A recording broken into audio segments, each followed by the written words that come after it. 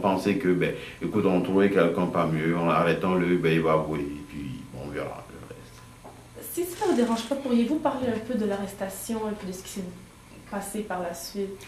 Ben, je vais être peut-être un peu plus bref là-dessus parce que j'ai écrit le livre pour essayer d'éviter tout le temps de revenir. Mais l'arrestation, c'était chez nous. Moi, j'étais là, je m'apprêtais un matin à partir au cours. Quand des gens sont venus, ils ont toqué chez nous, ils ont frappé à la porte.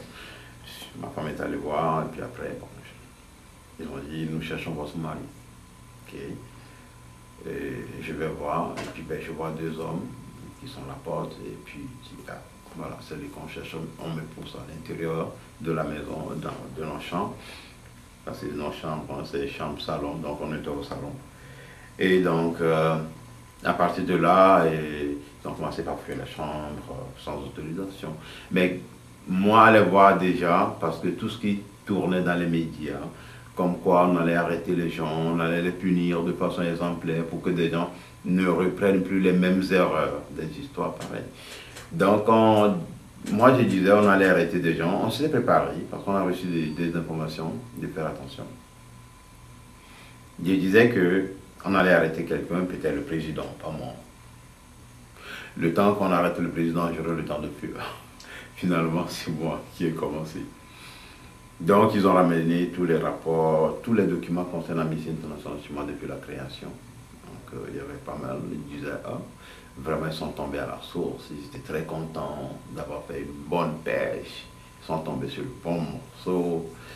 Bon, bref. Donc, finalement, on a été amenés, ma femme et moi, on a été amenés à la Sûreté nationale, quelque part où la police politique garde des gens, torture des gens, ainsi de suite. J'ai passé par des séances de torture, de tout pour avouer que j'étais vraiment le porte-parole d'Amnesty et que j'ai contribué à l'élaboration, à la rédaction du rapport, et ainsi de suite. Bon. Vous avez nié constamment? Je ne peux pas nier, puis je ne l'ai pas fait. On nie ce qu'on n'a pas fait. Je ne l'ai pas fait. Donc, non, je ne peux pas dire oui pour quelque chose que je n'ai pas fait. Donc, j'ai dit non, non. Bon, ça c'est la première étape. C'est ce que j'ai décrit dans le livre avec beaucoup de précision. La seconde étape, c'est de me récupérer, dire, ok, maintenant tu n'as rien à nous dire, ok, tu ne veux pas nous libérer, nous dire là où sont les autres pour qu'on puisse aller les prendre, tout et tout. Ok, maintenant nous, on va te proposer de l'argent, on va te proposer ici, bon, on fait des offres, comme dans ces pays, on corrompt tout le monde, pour que je puisse collaborer. Juste collaborer, dire que oui, dans mes voyages que je faisais, tout c'était dans ce sens-là. Cela m'a paraissait très louche. Et c'est pour 1000 prisonniers, il y avait à peu près deux toilettes fonctionnelles. Donc pour aller à la toilette, il faut faire la queue depuis le matin. Voilà. C'était pas de le. C'était pas. Enfin, c'est tout ce qu'il y avait d'inconcevable. Donc, je suis resté en prison, il y avait des pressions d'Amnesty International qui se faisaient, des gens écrivaient, faisaient des pétitions, tout et tout. Finalement, j'étais libéré. Voilà. J'étais libéré au bout de 1 mois, 4 jours, j'étais libéré. Quand j'ai été libéré, j'ai été poursuivi par le système. Parce que quand je suis libéré, on a dit que c'est le président de la République qui m'a gracié. Ok.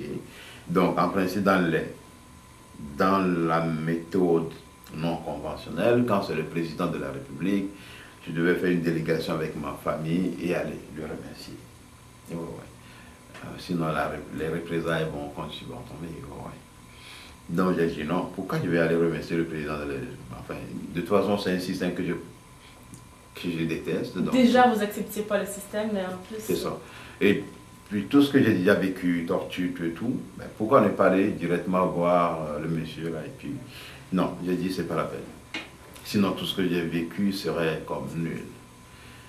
Non, et puis j'ai été senti, je sentais qu'on voulait me tuer, qu'on voulait, oui.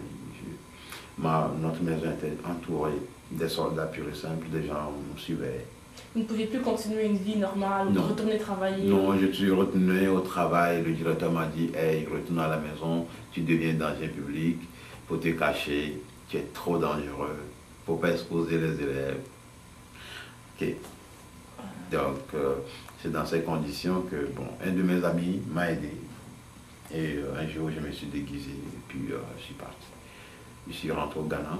Et du Ghana, on finit par regagner l'Europe. Et puis, pourquoi avez-vous choisi d'aller au Danemark en premier ou c'était plutôt l'option? Non, je ne l'avais pas choisi parce que dans le cas d'urgence du Haut Commissariat pour les réfugiés, moi j'étais classé dans les cas d'urgence parce que le régime a pu nous retracer au Ghana. Et donc on devait tout faire pour partir le plus rapide.